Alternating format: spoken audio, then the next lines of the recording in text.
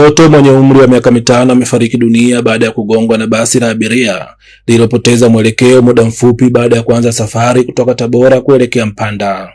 Ajali hiyo imehusisha basi lenye namba za usajili T748 DCU na imetokea katika eneo la Kidongo Chekundu, manispaa ya Tabora, ambapo mashuhuda wanasema basi hilo lilitoka nje ya barabara na kusababisha kifo cha mtoto huyo.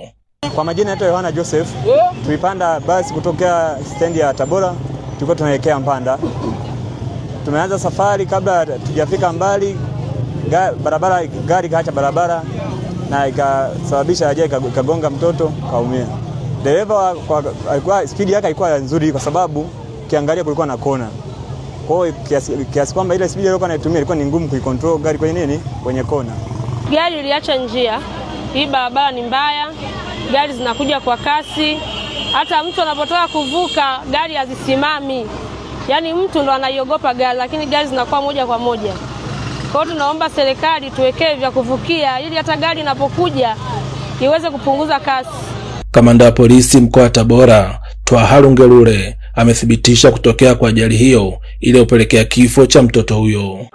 Ilikuwa maeneo ya Ng'ambo, Kidongo Chekundu. Gari namba T ni ya 748 DCU ya kampuni ya Mafia inayofanya safari ya Tabora Mpanda, kiendeshwa na dereva anaitwaye Jemu Wende. Kwa anaelekea Mpanda aliacha njia na kugonga mtoto aitwaye Mohamed Najidu, miaka 5, Mwaya Muislamu, ni mwanafunzi, na kusababisha kifo chake. Chanzo au kiini cha ajali hiyo, dereva gari namba T ya 748 DCU kushindwa kulimudu gari kwenye kona. Baada ya ajali hiyo dereva alikimbia mpaka sasa hivi, lakini jeshi la polisi linaendelea kumfuatilia liweze kumkamata na kuweza kuchukua hatua dhidi yake. La yangu ni kwamba tu madereva ambao wanafanya safari za kutoka Tabora mjini na maeneo yote, sababu tayari kuna kila maeneo ya barabara kuna kiwango cha spidi ya gari kwenda. Kwa hiyo nimetoa maelekezo hasa kwa RTO kufuatilia na kufanya doria kwenye maeneo yote ambayo ni yako ndani ya maeneo ya mjini, kuhakikisha madereva wote wanakwenda spidi wachukuliwe hatua na hasa kuongea leseni zao. Wananchi wa eneo hilo wanasema